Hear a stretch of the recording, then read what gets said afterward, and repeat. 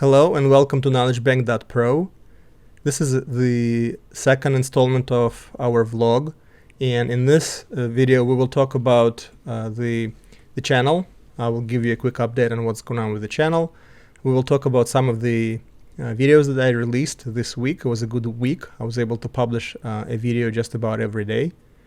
I will give you a quick rundown and my opinion on the new updates that became available this month for Power BI.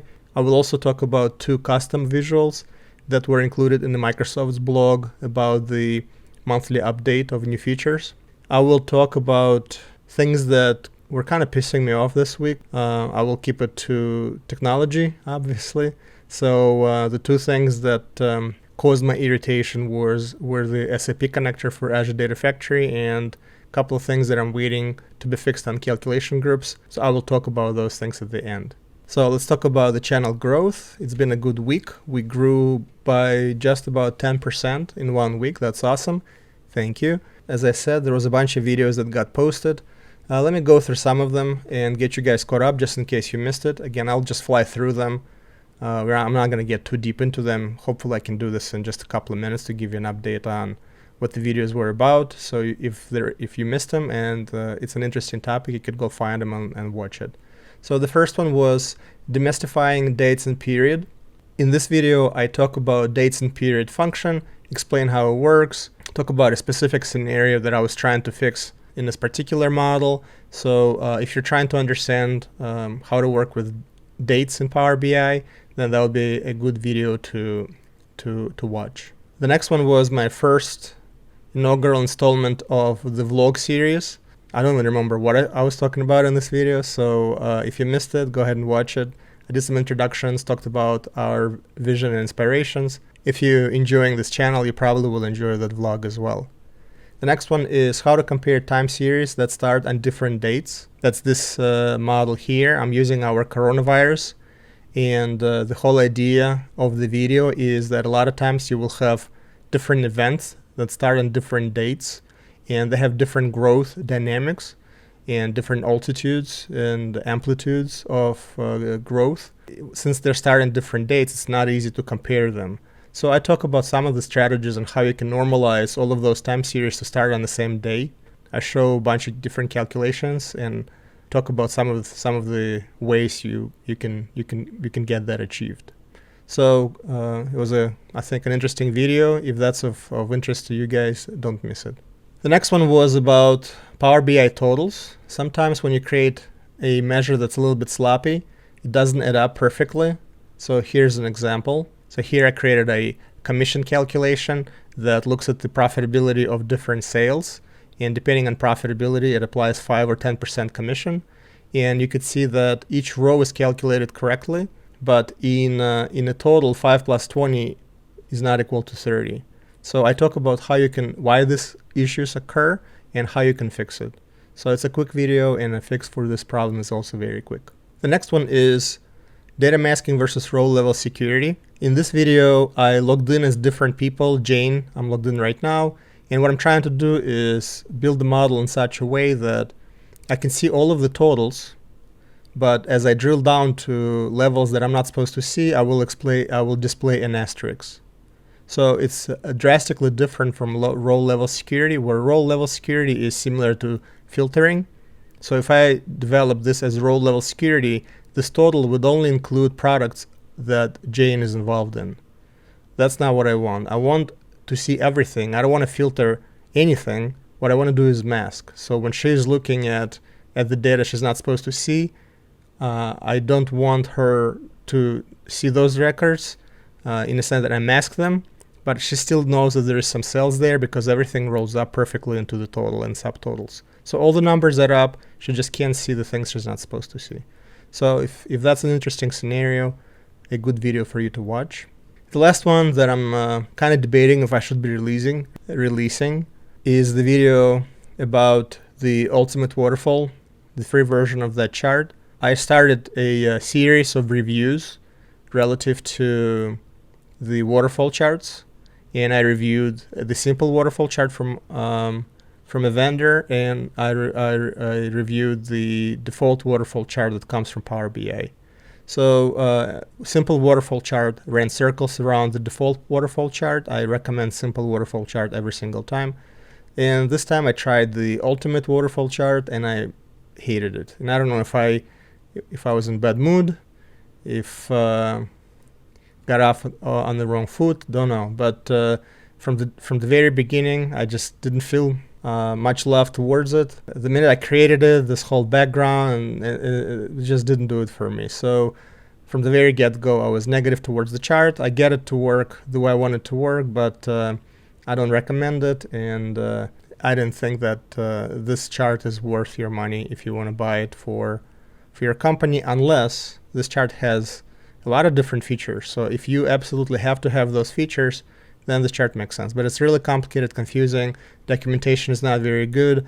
Normally, I figure things out pretty quickly. It took me a little bit of time to figure this chart out. So my advice is, if you have to use it, use it. If you can do the same thing with other waterfall charts. For simple waterfall charts, this is an overkill.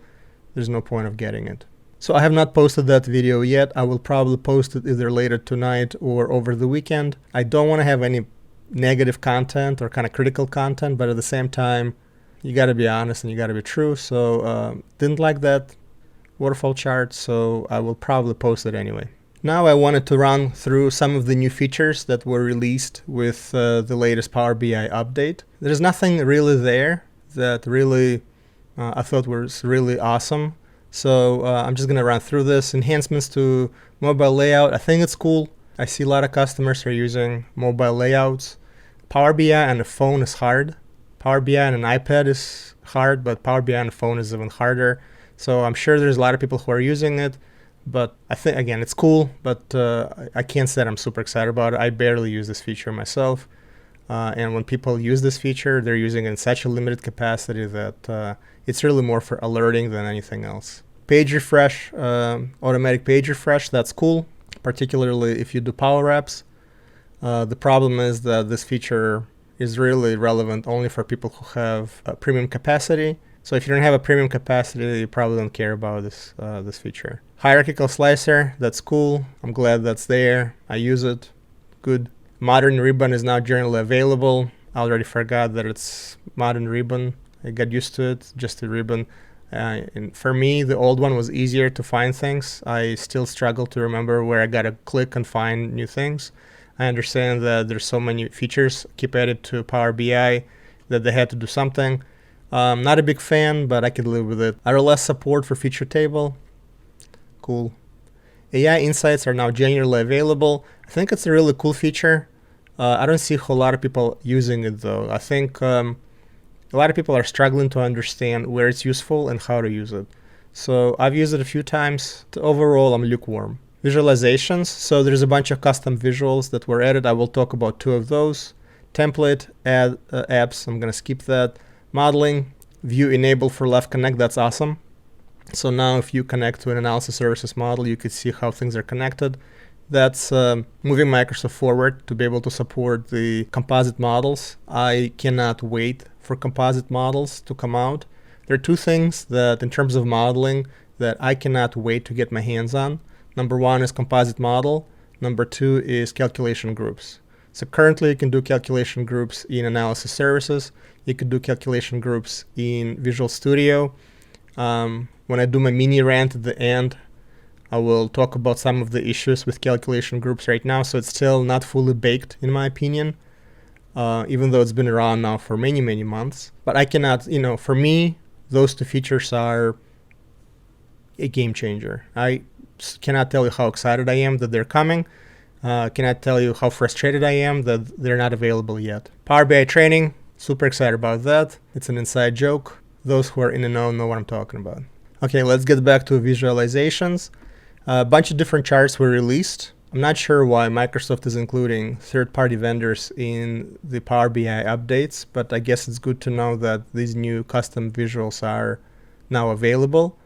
The two that I had a chance to play with were Advanced Trellis by XViz, and I will talk a little bit about those, and updates to cards with states by OKViz. I went ahead and got those and added them to one of my reports. So let's see what they look like, and I'll share my opinion with you. So I started with this page, a pretty simple page. I just have a simple table with a bunch of KPIs and conditional formatting to help me understand where things are going right or wrong.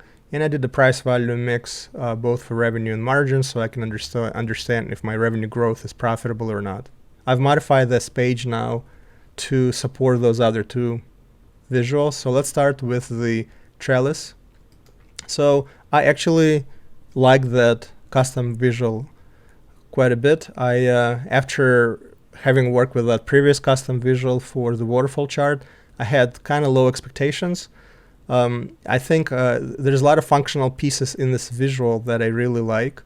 I don't think this is still 100% there. So you can see, for example, that these fonts don't look very well, and there's a couple of things that are confusing as you try to use this thing for navigation, as you interact with this. But overall, I think this visual has a lot of potential. It has the same problem in terms of complexity and not being able to understand easily how to use it as the custom waterfall, as the ultimate waterfall chart. It took me a while to figure things out. I had to look at the website, look at the documentation, so it's just not super intuitive. But I was able to build what I wanted to build. The best feature of this is this ability to do top N. So with this, what I've done here is I have a lot of different brands. So I just said, let's do top 9 brands or 8 brands, and all other brands went into the left square. So that's cool. So if you have a lot of, so you could actually use this for navigation. When it blows up like this, then again you have a lot of different options. You have conditional formatting. So I formatted different. What do I have? A channel in different color. So that was good. Pretty cool support in terms of formatting. I also liked the navigational part of this.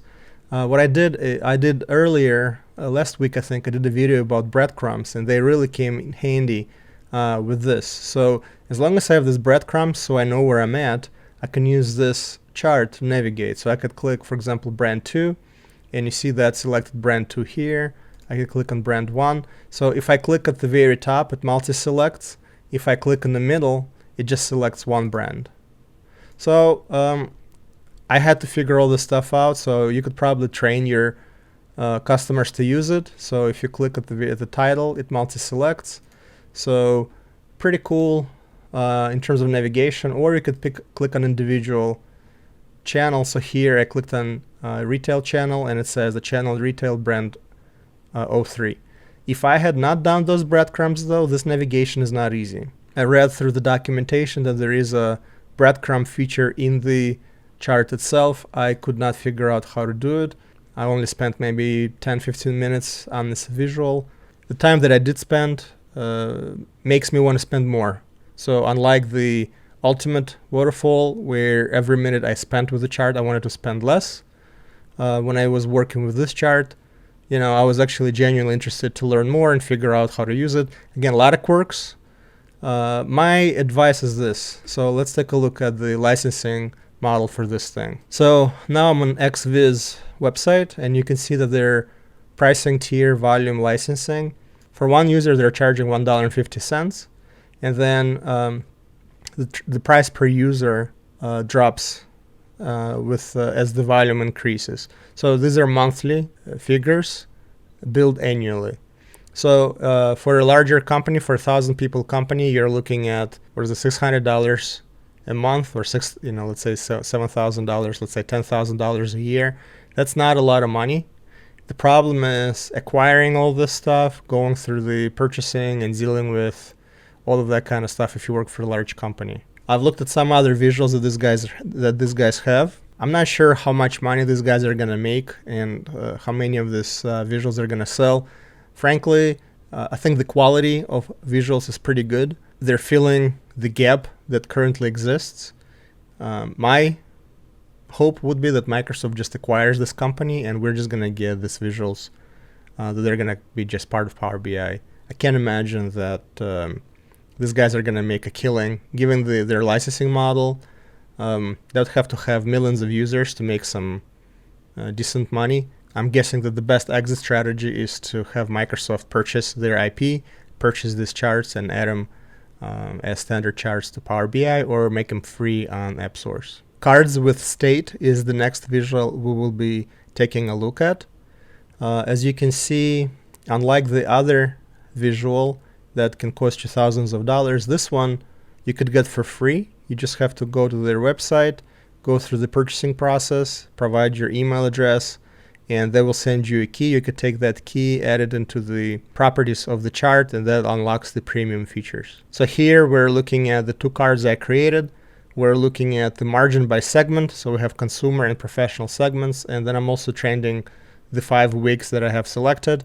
I like that you have mean, which is here in red, and max value for this week, and I think it's useful to show the trend. This custom chart also suffers from the same issue that all custom charts that I have been recently working with suffer, and that is just complexity, lack of documentation, and not being very intuitive. I think that if you are a beginner in Power BI, all of these charts are not even an option. So you really need to know what you're doing. You really need to understand what's going on to be able to get those charts to work. So even though this chart is free, I'm not as excited about this chart as I am about the tree list control. I do like a bunch of things here, but I was not able to do some other formatting things that I thought would be important for a KPI-esque control like this. They have a bunch of different options with formatting and conditions and other things. So you could do a lot of cool things. I just couldn't do the things I wanted to do. So I am kind of neutral. I would say that the trellis control, I would recommend to at least take a look and then figure out if it's worth your org and worth the trouble of dealing with the purchasing cycle. With this one, it's free. Maybe that's why. I mean, it's feature rich. It's packed with a bunch of different features. Unfortunately, a lot of those features I didn't care for. I just didn't need them for what I was trying to tell in this dashboard, and what I thought it would be cool for this dashboard, I couldn't find and figure out how to do it with the features that were available. I will probably spend more time. If I figure it out, maybe I'll do a retraction and change my opinion, but so far I'm kind of lukewarm on that. It's free, so hey, you register, you get the control. What do you have to lose? But in terms of the functionality, it's just okay. And now my rant on things that pissed me off this week. The biggest issue was I was working with a customer trying to figure out how to connect Azure Data Factory to their SAP BW. For some reason, I was under impression that the latest connector from Power BI, which is a vast improvement over the first V1 connector for Power BI, had also become available in Azure Data Factory. And that was a huge disappointment to find out that we still had to use the V1, the really slow one. It has a lot of different problems. And then my other customer contacted me because they were trying to pull something else from BW, also using Azure Data Factory. And their issue was that the query had prompts in it, and some of them were optional, some of them were mandatory, and the connector has a lot of limitations. I'm not going to get into all the specifics, but yet again, we have a perfectly working connector that works in Power BI, has some issues. There's no reason why that connector should not have been in Azure Data Factory 3 months after it became available in Power BI. It's very sad. This is a scenario where you have different heads of different orgs in Power BI, Microsoft not working with each other, and it's really sad. So this kind of things, like SAP is a very important data source in our world, and all Microsoft tools should share.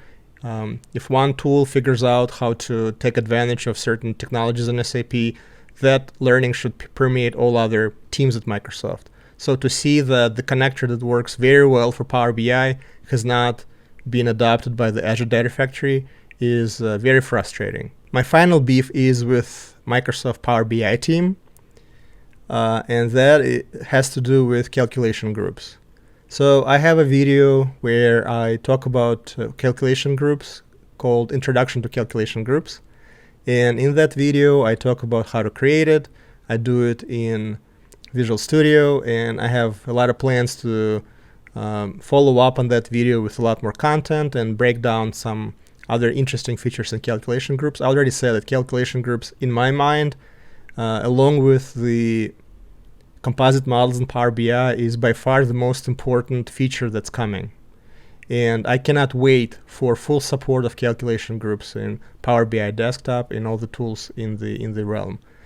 And one of the awesome features of calculation groups is this custom formatting, where here I have a calculation group that's looking at for, in this case, sales, and I could take a look at it for current year, prior year, year-over-year variance, and year-over-year percent.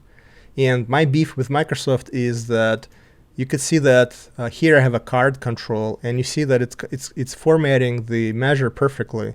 So when I do the current year, it's dollars, prior year dollars, variance year-over-year dollars. When I do the percentage, it's showing me the percentage. Awesome. Now let's look at the line graph. And you could see that it's not formatting. That dollar sign does not show up here. And then when I'm looking at the year-over-year, I don't see the percent. So calculation groups have existed for a while, and I would expect that this feature be fully supported by all standard Power BI charts. So to see that one card, the card visual works with calculation groups perfectly, and then the one where it's going to be even more important and more useful, the trend chart or the line chart, and to see that it's not working, very frustrating.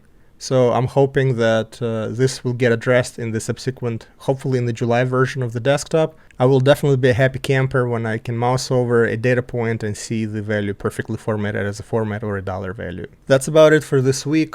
Hope this video didn't turn out to be too long. I feel like I've talked for hours. I will try to viciously edit anything out of this that is boring. But when you talk about Power BI, I don't think you can be boring. This stuff is thrilling and super exciting to talk about. So hope you found this interesting.